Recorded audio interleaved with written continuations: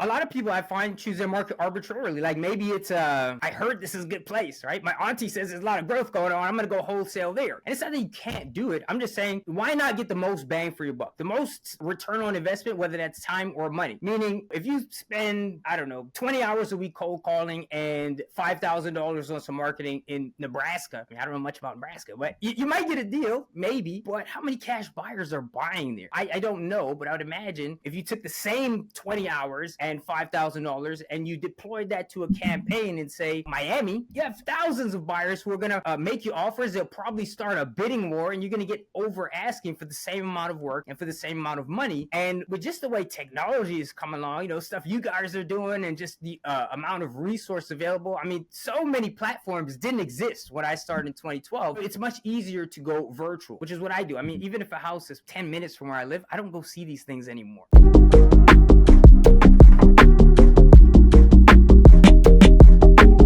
Mike, thank you for joining me on our Thought Leader Spotlight series. I'm your host over here, Matt Camp, head of partnerships at DealMachine. And on these, we really like to shine an industry spotlight on experts like yourself, hear your inspiring stories and how you see the real estate world evolving. So today, really excited to welcome on Mike Hill. Mike, you might be known by our audience as the wholesaling titan. You're a full-time wholesaler, since 2012 in Florida. And I know you coach new students to help them do their first deal. So excited to have you on, man. Thank you for having me, brother. Appreciate it. Happy to be here. Yeah. Can you tell me more about your personal journey? I know we were talking about that just for a minute before this on how you went to Duke and then said, hey, I want a different lifestyle than this. So tell me, how you got into real estate and what attracted you to real estate. Yeah, sure, man. So actually, I guess I'll take you back to 2010-ish. So the way I was brought up, right? Middle-class family, and there was a huge emphasis. My parents are immigrant parents. Anyone has any Caribbean parents out there, you probably know how this goes, right? So hard work, good grades in school, and I did that, right? As an A student straight through high school, and I went to a pretty prestigious university, Duke University, and at that time, the narrative was like, hey, no matter what it takes, doesn't matter how much student loan, how much debt, if you get this degree, right, you're going to be okay. So I took out tons of student loans, and I ended up graduating from Duke University. At the time I was there, we were ranked top 5, right? So tons of student loans. I got out of it. I was like, all right, doesn't matter. I'm set, good to go. My first job out of college was making either $32,000 or $39,000 a year. So the ROI was certainly not there. So I decided, hey, I had my daughter in 2010. So I got to do something different. This is not working. So I actually moved to Florida just for a new start. And as a 26-year-old, it was an ego build because I came with no job, no savings, maybe $600, and I was staying in a room in my grandmother's house. So you could imagine, how that feels. And then I started working. I got a job making $50K, but still, I'm working in Miami. So I don't know if you know about Miami, but it's expensive. There's traffic. I wear a suit and tie to work, and then office politics. And I was like, listen, this is not for me. And so I didn't really have a love for real estate. I was just like, I want to work for myself. I want to get out of this. And there are people around me doing a lot of different things, right? So I looked into multi-level marketing stuff and all different types of things. And I was like, this is, I don't know if I want to say scam. Some people use it, but for a lot of people, it didn't work for me, right? So then I started learning, okay, how are people really making money? And I found out, okay, real estate. I said, well, I'll probably do that when I can save up enough. But, I didn't have it. But what I did start doing was attending a local RIA meeting. I found them on meetup.com. That's really how I got started. And it was very, very uncomfortable for me, right? I'm going into these meetings and I'm like, I'm the youngest guy here. I'm the brokest guy here. I have no experience. But over time, I just took myself out of my comfort level. I think that was a big part of it for me. And that's where I met my mentor. He was actually the head of the RIA in Boca Raton. And one thing that really helped me is one meeting, he tells this kid, he's like, hey, man, come tell your story. So the kid comes up, kid's 20 years old. He's working at Wendy's, making less than $7 an hour.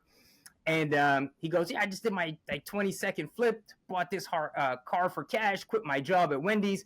And this guy was an immigrant from Russia. English was not his first language, no college degree, nothing like that. So while I'm feeling sorry for myself, and I also have this fancy degree that I'm not using, this kid's crushing it. I was like, okay, at this point, no plan B, no extra things, no side hustles, anything like that.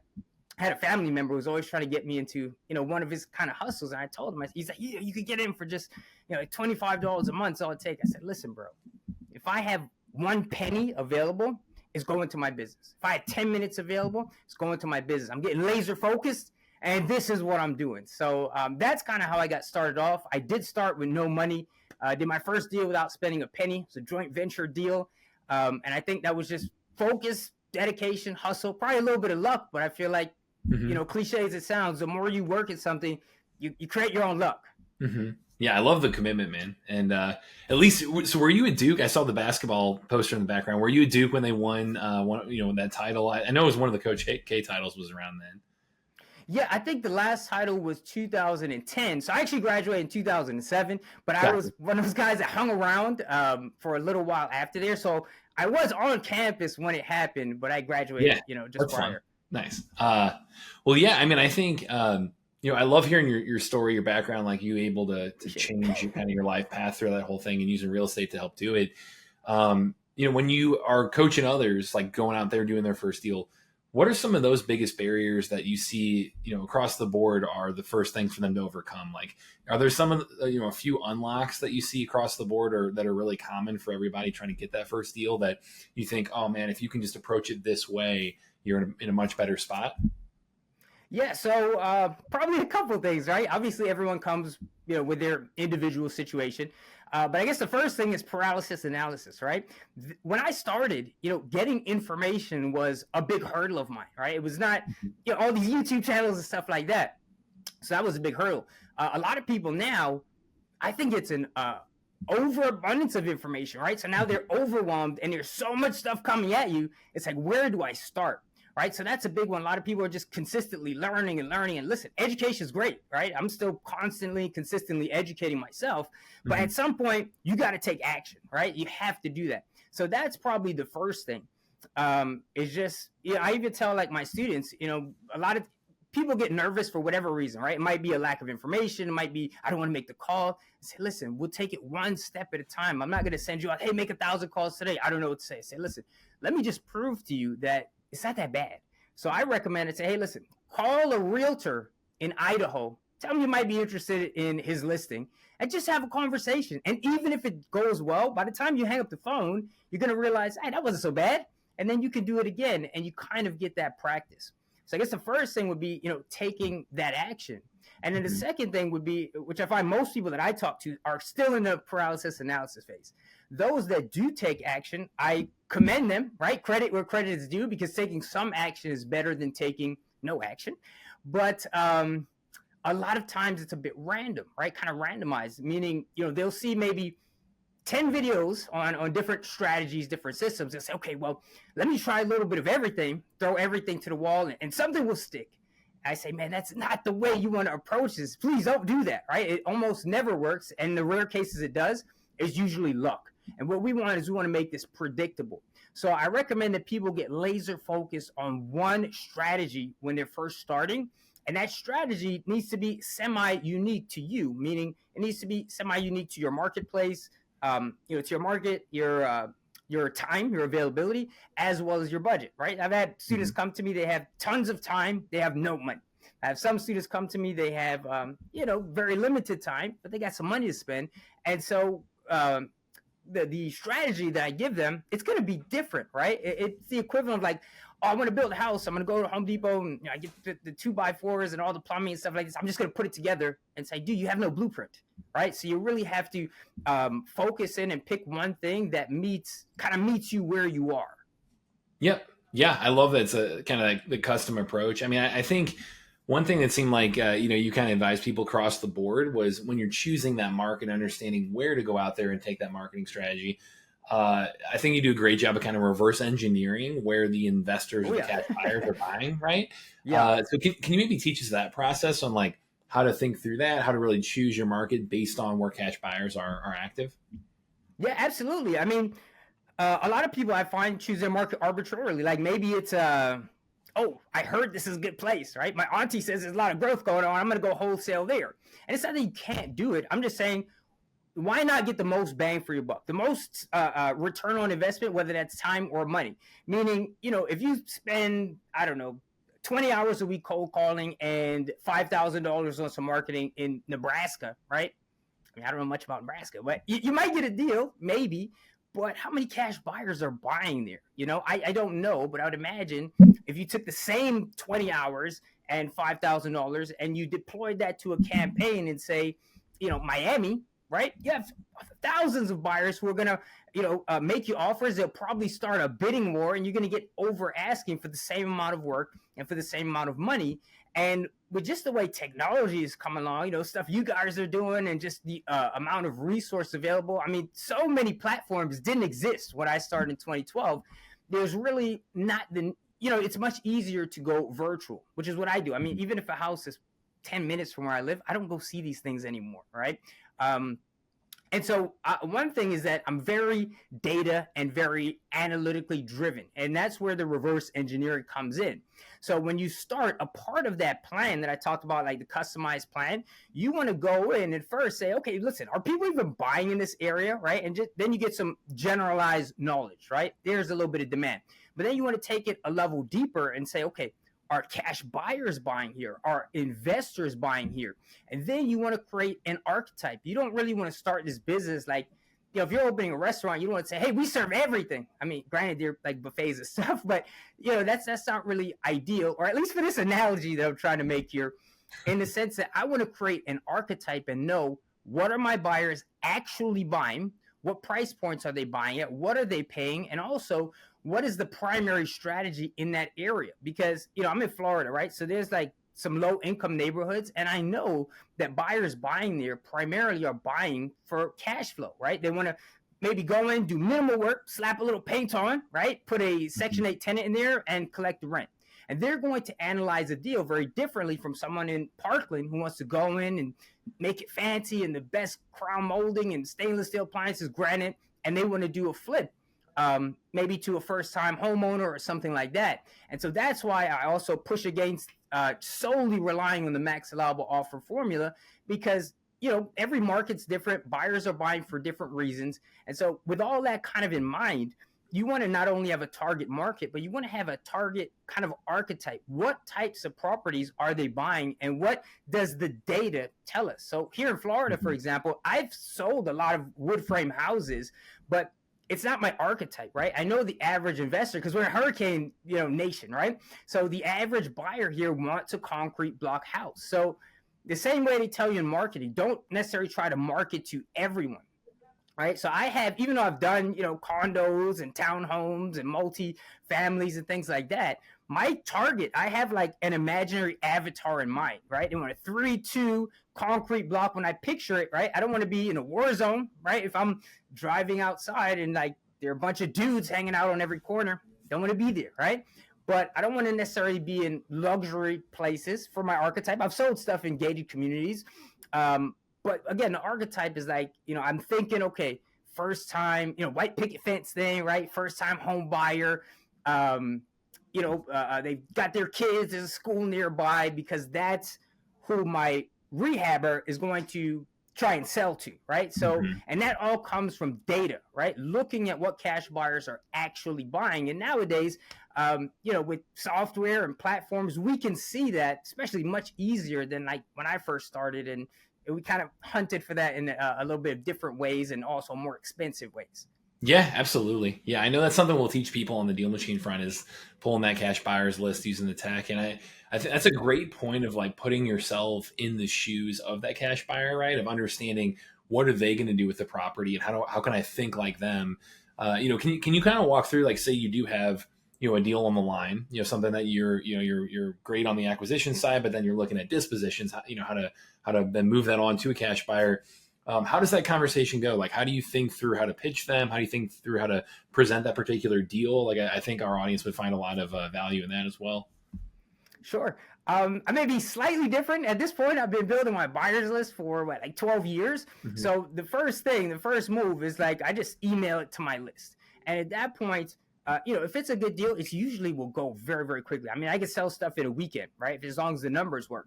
But I'm really, really big on relationships. So right now, you come to my buyer's website and you can just pop your email in, and then you'll be on my list. But once you pop it in, a lot of sites, it just says thank you. So my site, it's kind of guiding them along the process. So then it goes to the next page which says, hey, thank you so much. And I give my pitch about like, hey, we got the best deals and all that good stuff that as any good marketer should do. But then I say, listen, you have an option here to passively just look at what I already have. But my goal here is to, essentially work for you, right? A lot of people don't like hearing that, but that's kind of how the pitch sounds, the wording. And it's like, so if you want us to deploy a custom, campaign and get you exactly what you need, right? Then I basically ask for their buy box, right? And so then I can use that information. And there's also qualifying questions on here. So it's like, hey, how much are you looking to buy? How many properties do you own? Are you paying cash? Are you hard money, et cetera, et cetera? And it walks them through that. And then not everyone does that. So I have my buyers list and the VIP buyers list. And that stuff I'll look at for intel as well. And, again, people could kind of BS on there, but the average person that fills that out tends to be a lot more serious because it's a longer survey, right? But the other thing I'm really, really big on, so even though there are thousands of buyers on my list that I have never sold to and maybe never will sell to, I'm really big on relationships, right? So anytime I send something out, if someone calls me, I talk them through the process, right? If I post something on Facebook, and there are times where certain deals, I find like what a deal is far more subjective than what we're taught. And I've had buyers say, man, you're crazy. This is overpriced. And then I sell it above asking, right? And, the petty side of me wants to like rub it in their face, but I don't have time for that. But it's really about talking them through this, right? So I've had conversations with people like on Facebook, or when I call them, I talk to them and I say, listen, I'm not one of these guys where I'm in this place of like, I'm trying to nickel and dime you on every deal, right? I don't want to do the price haggling, because what happens is that's like the story of the goose with the golden egg, right? Just trying to be greedy on everything. And I'll tell them straightforward, listen, I'm a very transparent dude. And that doesn't mean I'm going to always tell people exactly my purchase price or what I'm making, but I'll say, listen, if this is a little bit high for you, talk me through it, right? Let's have a conversation, because I can maybe, go back and try to get you where you need to be, or I'll get you on the next one, right? So we'll talk about the deal. We'll talk about why it doesn't work for them. We'll look at their comps. And also I'm using a lot of this intel to either deploy on future campaigns or my future knowledge, or to go back to sellers and ask for price reductions. But I always tell them, listen, I'm not trying to make as much bank down to the penny on this one deal. What I want to do is I want to make you happy, so you come back to me. And I don't want to do one deal with you. I want to do tons. I want you to come back, buy 5, 10, 20 deals from me. And then I want you to go tell your friends about me when they say, hey, how'd you get that great house? Oh, I got this guy, Mike, right? And so talking through their specific needs, getting their analysis, understanding how they work.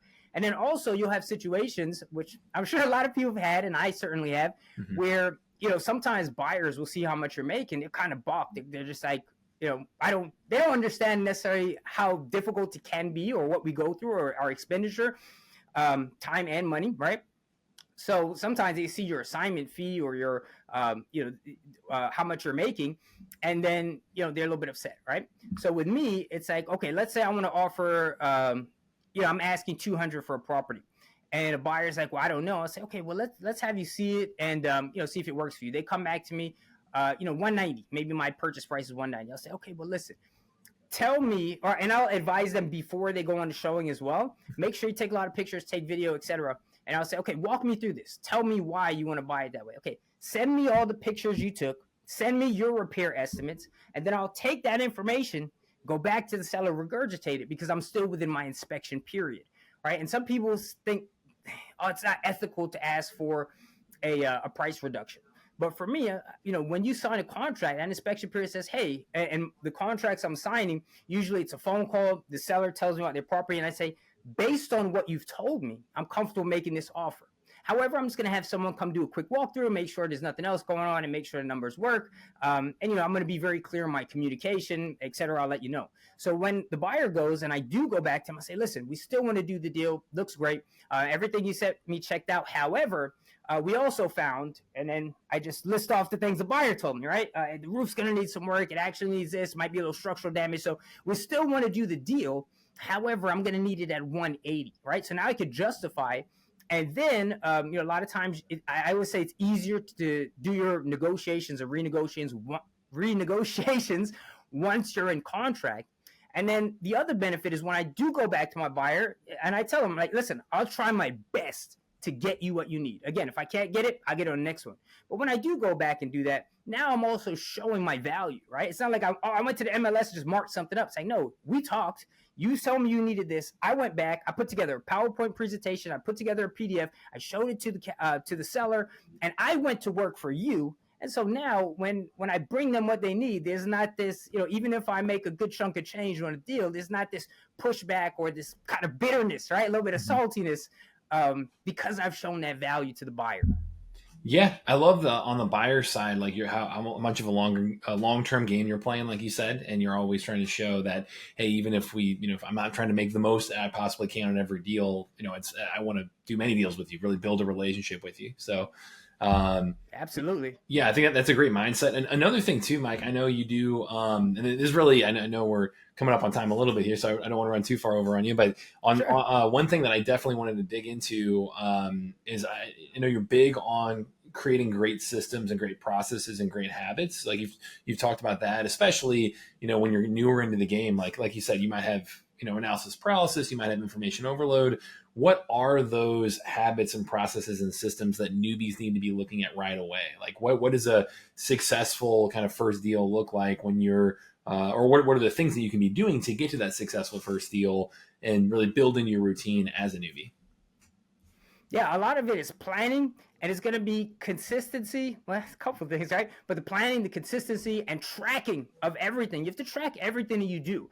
All right, I had a mentor tell me one time, he's like, even if you don't know what you're doing, right, just by tracking it, let's say you're trying to lose weight. You don't know anything about protein and calories and fat, stuff like that. He's like, if you just write down everything you eat, you're going to start eating better, right? So that's a big part of it. But what happens is in the beginning, one, tracking keeps you accountable to yourself, right? Mm-hmm. But then also over time, maybe the first 30 days, you build up a data set, right? And so now, like with my students, I can look at, we have a shared tracking sheet. I can look at what they're doing, and maybe they can't see it because they're new, but I'm able to extrapolate and tell them where things are breaking down just by looking at their numbers. So I'd say for the average person, it's typically a volume issue at first. So I can look at their tracking sheet. Oh, you didn't do a deal this month? Let me look. Okay, you need to bring those numbers up, right? We got to start by filling up that pipeline.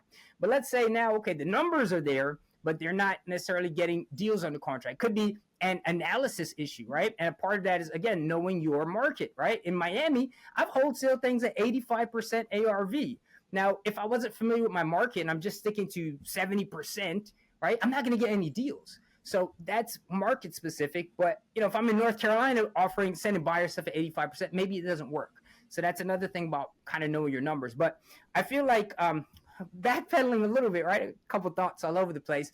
But it really comes down to making a plan that's realistic. So when I mentioned consistency earlier, I'd say it's much better to make sure that you are consistent with what you're doing every day than just trying to, do these kind of big, pushes, right? Where a lot of people, when they come to me, they're very excited about the business, right? So they say, oh, Mike, you never seen a student like me, and I want to use that enthusiasm, but they're like, I'm going to make 1,000 offers today. I say, well, hold on a minute, okay? Because if you're not used to this, one, most of your deals come by way of follow-up. So if you don't have a good system of tracking and, follow-up and stuff like that, you're just going to get kind of lost in that sauce. So let's make it very much realistic. And it's the same as someone saying, listen, I want to get in great shape. Right? I want to get big pecs. So I'm going to go to the gym and I'm going to do 1,000 bench presses. It's like, first of all, you probably won't. Second of all, you're just going to be very sore. You're going to hate it, and it's not going to be enjoyable, and you're not going to see any progress. Better is the person that instead of going to the gym and doing a crazy workout once, whenever they feel like it, it's the person who says, listen, okay, I only have 30 minutes a day. I'm going to go to the gym 5 days a week. I'm going to track everything I do. And then I'm going to make a commitment to, no matter how I feel, no matter what I look like in the mirror, no matter what, to doing this plan for at least 8 weeks. And then if I don't see any progress, maybe then I'll pivot. And a way to do that is also being very realistic. Because when students come to me, I have a survey and it says, how much money do you have realistically? How much time do you have? And I get answers like, oh, I could spend a couple hundred. I say, no, that's not good enough, right? You have to look at your budget. I have them do an exercise where they go through their bank statements, credit cards. And I always tell people, listen, we're in the business to make money. I don't want you to be frugal, but there's seasons for everything. So right now, get frugal. If you are eating out 3 times a week, Uber Eats, Netflix, PlayStation, shut it off and let's see what you can look at your budget the way a bank would look at you for a mortgage. What can you realistically pay? That's going to tell you, what strategy you need to choose. And then with your time, I had them go through and create the reverse schedule. And I didn't make that up. It's from a great book called The Power of Full Engagement, which I started applying. And then it's basically, well, one concept in the book is based on Parkinson's law. When people say, oh, as much time as it takes, it's like, no. I want you to put in your commitments first, right? So you got a 9 to 5, it goes in the schedule. You got date night, goes in the schedule. Your hobbies as well, right? Because that is the payoff for doing the work. And then if you say, okay, I have 2 hours a day realistically, well, then that 2 hours becomes untouchable. And you know that, because I have my playtime already built into my schedule, it means that time is sacred. That's the only time, if you're making cold calls, I'm going to do it only at that time, but I'm going to make a commitment to do this consistently every single day. And the students who take the time to actually make that plan, I always tell them, listen, it seems like BS and unnecessary work. It takes a day, maybe a weekend, right? And you do that and then you stick to that. Those are the students that have success with consistency over the long run. For sure. I mean, I think that discipline and that consistent action every day across the board, DealMachine, I mean, we have a ton of customers who they're trying to use us us as a tool to get that first deal or first couple deals. That really is what separates the most successful people, is that discipline and that consistency, and they're not overthinking it. They're taking action and measuring it. So, yeah, man, I appreciate the mindset around all this stuff. I think it's going to be really, really helpful for our people. Really appreciate your time today, man. What's the best way to get in touch with you? I know you've got your site, your coaching, you've got your JV deals with people. Like, what's the best way for people to get involved with you? Yeah, absolutely. Listen, I'd say to anyone, hey, if you want to do any type of business on any level, I'm pretty approachable, DT, even if you have a couple questions. Best way is, my website, wholesalingwithmike.com. I'm probably biggest on my YouTube channel. Just look up Mike Hill TWT, and my Instagram handle is the same. Don't be shy. Shoot me a DM. Maybe I'll take a day or two, right? But I'll respond. I respond to most of those. I don't want to say 100% because then I probably miss someone. They'll be like, "You didn't hit me back." But yeah, man, hit me up. For anything. Like I said, whether it's a couple questions here and there. If you want a joint venture, I've got a great, fantastic buyers list, and I do a lot of joint venture deals with other wholesalers. That's how I did my first deal. Like I said, good deal. If there's any meat on the bone, I can sell these things very quickly. And then, coaching, mentorship, I have those options as well. But, I'm here, man. I'm here for it. Yeah, we'll link to all that stuff below, and then we've got a few resources as well on our end. But Mike, really appreciate the time, man. Great conversation. Thanks again for coming on. Hey, thank you so much for having me. Really appreciate it, brother. Yeah, absolutely. And to everyone watching, this is Matt Camp over here with DealMachine, and happy deal finding.